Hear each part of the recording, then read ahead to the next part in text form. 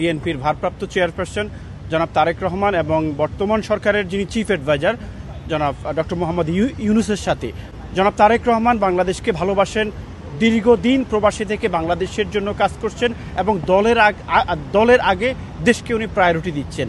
তাই আমি বিশ্বাস করি ডক্টর ইউনূসও দেশের জন্য কাজ করছেন। আপনার 5 অগাস্ট বাংলাদেশের জন্য, যেহেতু দুজনেই বাংলাদেশকে ভালোবাসে, বাংলাদেশের জন্য, বাংলাদেশের মানুষের জন্য একটি সুফল বয়ে আনবে এবং ওয়েট ফর পজিটিভ সামথিং। আমি চিফ অ্যাডভাইজার সাহেবকে খুব সংক্ষেপে যে 2-1 মিনিটের কথা হয়েছে আমি ব্রিটিশ বাংলাদেশি যে মিডিয়া আছে সেটা সম্পর্কে তুলে ধরেছি এবং তিনি যখন নোবেল প্রাইজ পেয়েছিলেন আমাদের লন্ডনে প্রেস ক্লাবের পক্ষ থেকে যে তাকে রিসিপশন দিয়েছিলাম সেটা স্মরণ করিয়ে দিয়েছি। তার ভাই মোহাম্মদ জাহাঙ্গীর আমাদেরকে ট্রেনিং দিয়েছেন সেটার কথাও স্মরণ করছি। একই সাথে আমি এই মেসেজটা আজকে দিয়েছি যে এটা যদি আরো বেশি স্টেক হোল্ডারের ইনভলভমেন্ট হতো, আরো বেশি সাংবাদিকদের সাথে যুক্ত করা হতো এই আয়োজনের সাথে, তাহলে তাদের জন্য, বাংলাদেশের জন্য আরো ভালো হতো। এবং আমরা এই মেসেজও পেয়েছি ভবিষ্যতে এরকম আয়োজনে আরো বড়সড় ভাবে করা হবে এবং যাতে আরো বেশি সম্পৃক্ত করা যায়, সাংবাদিক বলেন অথবা কমিউনিটি নেতৃবৃন্দ বলেন, আরো বড় পরিসরে করা যায়, এটা তারা গুরুত্বভাবে রাখছেন এবং ভবিষ্যতে তিনি যখন আসবেন তখন এটাকে গুরুত্ব দেওয়া হবে। আপনারা জানেন যে বাংলাদেশের অন্তর্বর্তী সরকারের প্রধান উপদেষ্টা অধ্যাপক মোহাম্মদ ইউনূস অপরাহ্নে রাজা তৃতীয় চার্লসের হাত থেকে কিং চার্লস হারমোনি অ্যাওয়ার্ড তিনি গ্রহণ করেছেন এবং এটা অত্যন্ত একটা সম্মানিত এবং গুরুত্বপূর্ণ পুরস্কার এবং এই অনুষ্ঠানে অনেক নামি দামি ব্যক্তিরা উপস্থিত ছিলেন, বিশেষ করে ডেভিড বেকহাম বা মেরিল স্ট্রিপের মতো ব্যক্তিত্ব এখানে ছিলেন।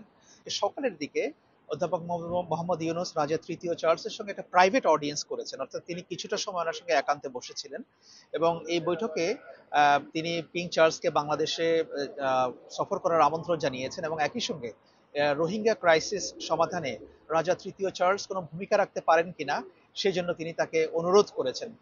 যেহেতু রাজা তৃতীয় চার্লস বিশ্বজুড়ে একজন সম্মানিত ব্যক্তিত্ব এবং তিনি তার এই যে প্রভাব এটাকে তিনি কাজে লাগাতে পারেন কিনা এই জন্য অধ্যাপক ইউনূস তাকে আহ্বানটা জানিয়েছে। আসতে পারে নাই, তাদেরকে আপনাদের মাধ্যমে কিন্তু এই মেসেজটা চলে যাচ্ছে।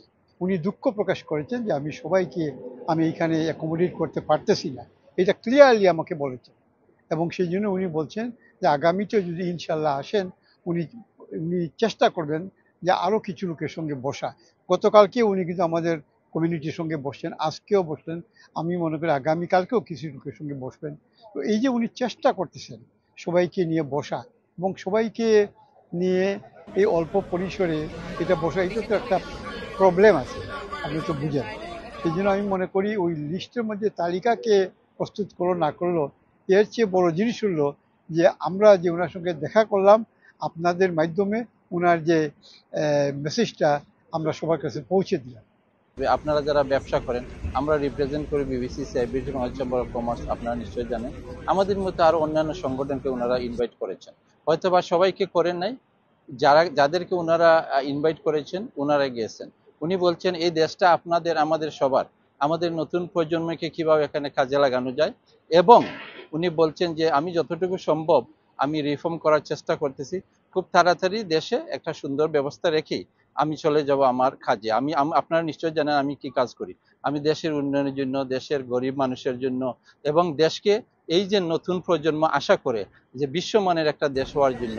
তো সুতরাং আমরা বিলিভ করি উনার যে বর্তমান যে বিশ্বের মধ্যে যে উনাদের অবস্থান, উনি যেভাবে বাংলাদেশকে, আপনারা নিশ্চয় জানেন, কিছুদিনের মধ্যে যেভাবে পরিচিত করেছেন, আগের বাংলাদেশের চেয়ে অনেক উপরে নিয়ে গেছেন। এই দেশের মানুষ উনাকে যেভাবে আপনার ইনভাইটেশন অথবা আপনার সম্মান দিয়েছে, উনি অভিভূত, উনি সবার মঙ্গল কামনা করেন। যেখানে আমরা উনার সম্মানে যে সমর্থনে যে আলতাউল সমাবেশ ঘটালাম, আমরা একদিনের নোটিশে আমরা যে মিটিং করলাম, অনেক কিছু করলাম, আমাদের অনেক নেতৃত্ব আসতে পারেন নাই। এটা উচিত ছিল আর একটু ওয়াইডার পরিবেশ আমাদের অন্য লোকদের দাওয়াত দেওয়া। এটা মানুষ ক্ষুব্ধ, এটা ঠিক হয় নাই। এটা হাইকমিশনারকেও বলেছি, উনাকেও বলেছে, উনি বললেন যে এটা তো হাইকমিশনার আয়োজন করেছে, তা আপনি উনাকে একটু বলেন। আপনি তো উনাকে আমি বলে আসছি, হাইকমিশনারকে বলে আসছি যে এই জিনিসটা যে আপনার 127 জনকে দাওয়াত দিয়ে এটা হয় নাই, আরো লোক দাওয়াত উচিত ছিল, বলছি এটা।